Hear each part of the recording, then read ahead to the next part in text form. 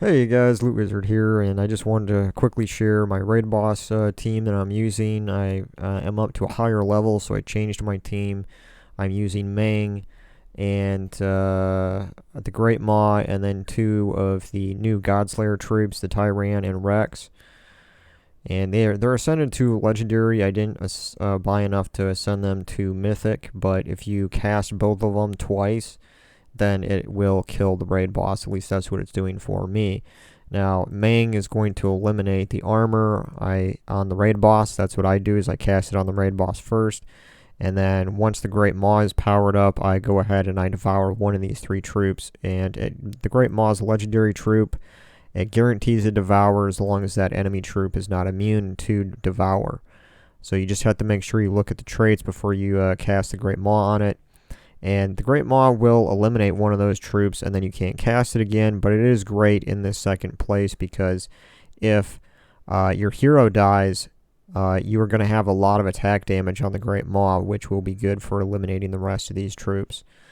Now, for getting two of the Godslayer troops, you will have to purchase two tiers above the weapon. So you get 5 here and you get 5 here, and that's how much I've purchased. So in order to do my team, you will have to purchase that many to get that many troops. Now, if you don't want to purchase that many and you can't use two Tyran and Rex troops, I would say probably just throw in Sand Runner in there, because yellow is what Great Maw uses at first, but once you cast it, it won't be able to use anything. And then that you can throw in there. The Sand Runner will do damage to the first enemy and the last enemy, and then it'll deal double damage to a random enemy. And it does start with 75% mana, so and it has a low mana cost, so you'll be able to power it up quickly, and it will do some damage there. Now, you could also put Sand Shark in there, but your weapon, if you're using Mang like I am, is going to block the color of it, both colors. But this does have a 25% chance to devour. Now, that won't work on the raid boss, but it will work on those other troops that are not immune to devour. So that's a choice there you could do. You could, let me just sort by rarity here. You could throw in Scorpius at the bottom too, because it will do some damage, but it will give, if you have it all the way traded, it will give 1 to all brown allies, all their stats each turn. So since you're using all brown here, at least I am, then it would increase that, all those stats. If you do have Shabanu Vespera, you could put that in the bottom too, just for some possible mana generation. What's unfortunate is there really is no troops within the Drifting Sands Kingdom here that generates or creates skulls. So you kind of have to rely on the board, what skulls come down for Mang. But that's simply the team that I'm using. Now, you could use Trickster Shot if you have it instead of Mang, and that may be a better option with this team. But so far, I haven't had any problem with Mang here and with this setup. So I'm going to go in. We'll just do 1 or 2 battles here with this team just so you guys can see how it works in action. And we got lucky here with some, well, it exploded the board. I saw a 5 match of red there. But we'll go ahead and take that red, get Mang up. So as soon as I have Mang powered up, I always hit the raid boss first, so you can eliminate all of that armor and it turns it into attack. And then I focus on powering up my 2 Godslayer troops down at the bottom. We need blue to do that, so until we have that, we can just continue to power up Mang.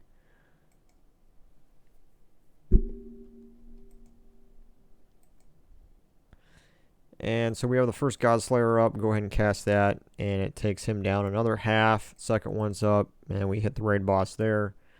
Raid boss is dead. Now we can continue with Mang here, just increasing our attack damage. Once you have these skull matches, it's just one-hit kills.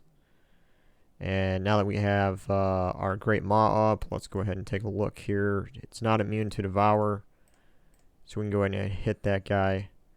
Unfortunately, he spawned another troop, so... Now, this is the slow part. Like I said, unfortunately, we don't have a way to create skulls with any of the troops for this kingdom, so we kind of have to just keep moving gems around until skulls come down to match.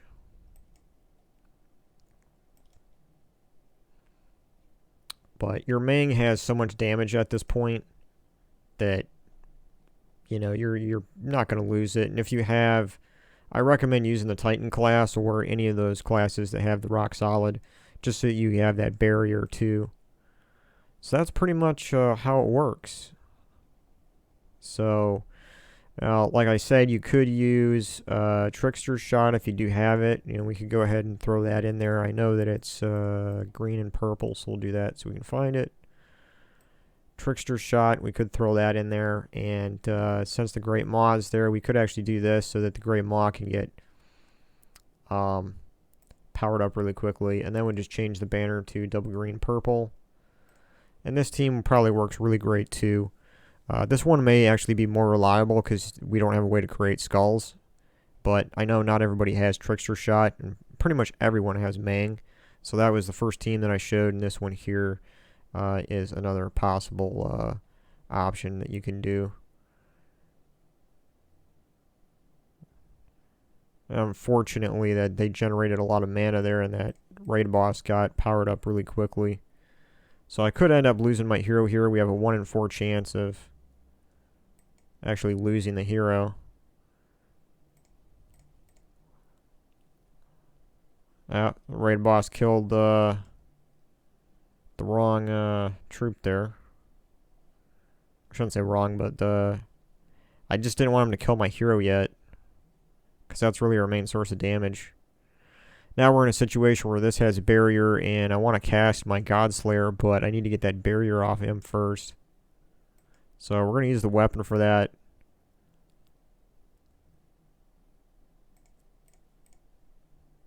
Alright, now we should be able to kill the raid boss here.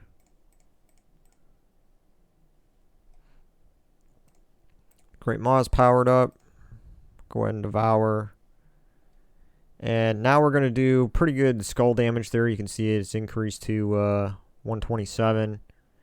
And the Godslayer troop's pretty useless at this point. It's going to do really small damage compared to what's left here on these. So we're going to rely on Trickster shot and